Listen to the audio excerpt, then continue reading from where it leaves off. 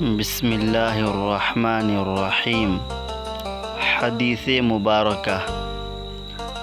حضرت صلی اللہ علیہ وسلم نے ارشاد فرمایا، بے شک تو جو کچھ خرچ کرے اور اس سے تیری نیت اللہ کی رضا حاصل کرنی ہو تو تجھ کو اس کا ثواب ملے گا، یہاں تک کہ اس پر بھی جو تو اپنی بیوی کے منہ میں لقمہ ڈالے۔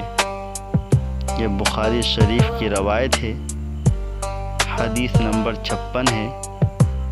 حضرت امام بخاری رحمۃ اللہ علیہ اپنی کتاب بخاری شریف میں اس روایت کو نقل کی ہے۔